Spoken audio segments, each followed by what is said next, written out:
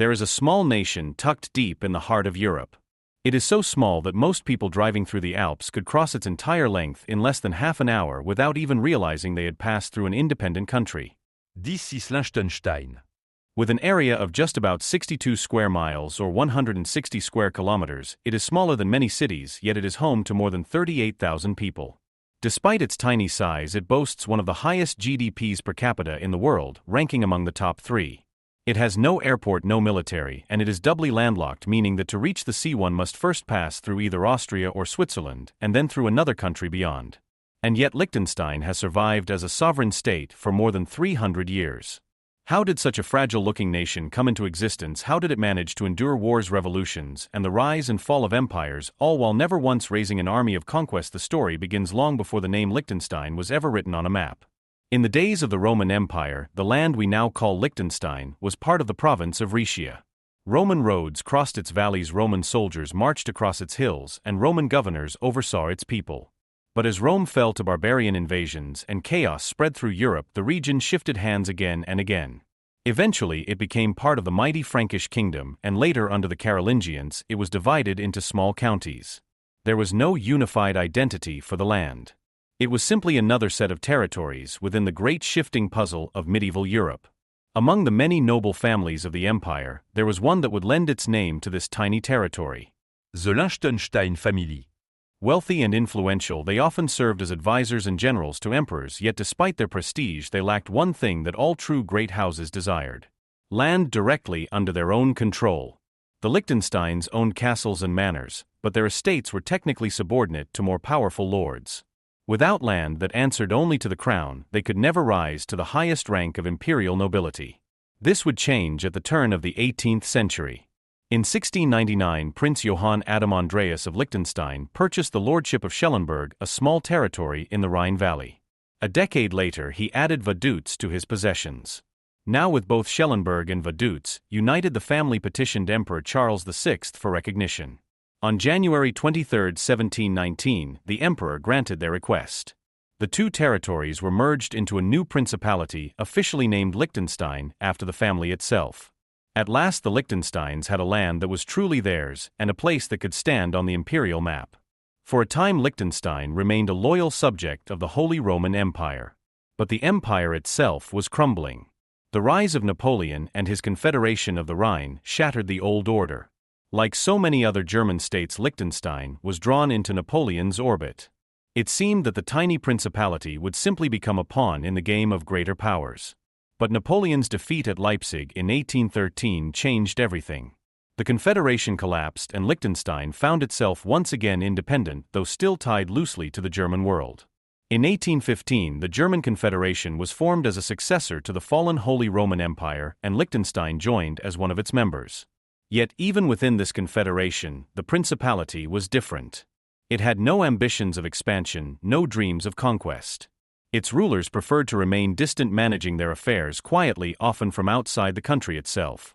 In fact, for much of its history, the princes of Liechtenstein did not even live within their principality. They resided in Vienna or Moravia, managing their far larger estates, while Liechtenstein itself remained a quiet alpine valley with little attention from its absentee rulers. Still, the nation took steps to modernize. In 1862, Prince Johann II signed a new constitution giving the people limited rights and establishing the framework for governance. That same decade, Liechtenstein would fight its last war. When the Austro-Prussian War broke out in 1866, the principality sent an army of 80 men to defend its border. They marched out proudly, yet when the war ended, not a single shot had been fired. In fact, according to legend, the soldiers returned with 81 men, having made a new friend along the way.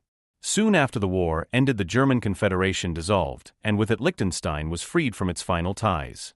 The principality declared full independence, and in a bold move it disbanded its military entirely. From that day forward, Liechtenstein embraced a policy of strict neutrality. This neutrality would be tested in the 20th century.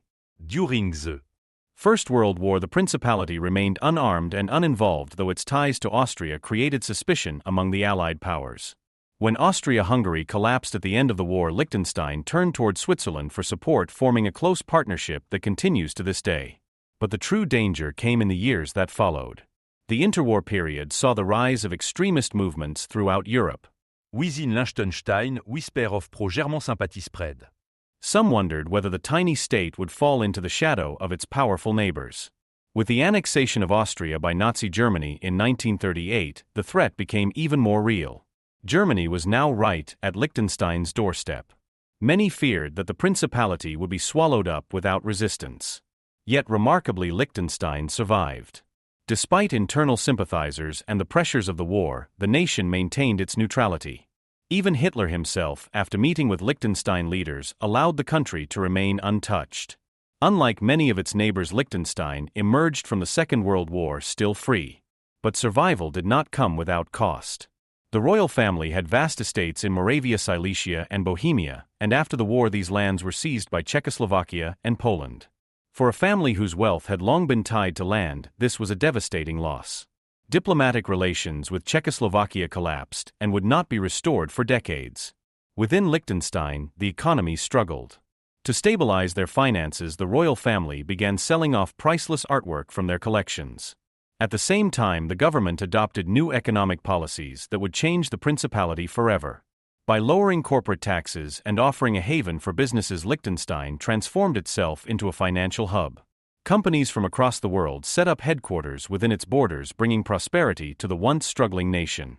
Over time, Liechtenstein built a reputation as one of the wealthiest states on earth. This newfound strength allowed the principality to take a more active role on the global stage. It joined the Council of Europe, the United Nations, the European Free Trade Association, the European Economic Area, and the World Trade Organization.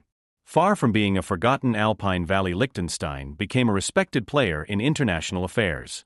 Yet even as it modernized, the nation retained its traditions. In 2003, a referendum granted greater powers to the reigning Prince Hans Adam II, with more than 60% of voters in favor. And just a few years later, Liechtenstein sent consuls to the United States for the first time, marking another step in its global outreach.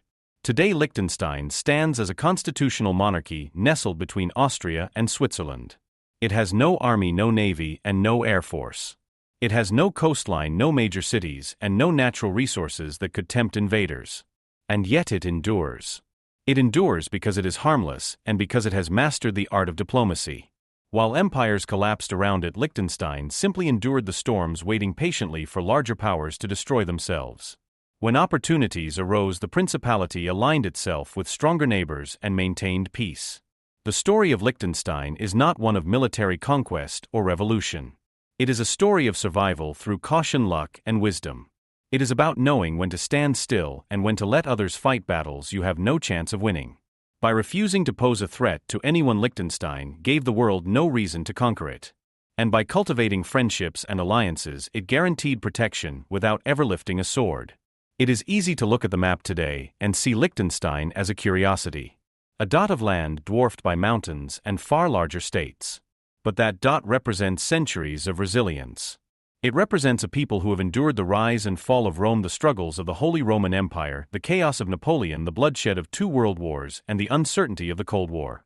And through it all they preserved their independence, their monarchy, and their place in the modern world.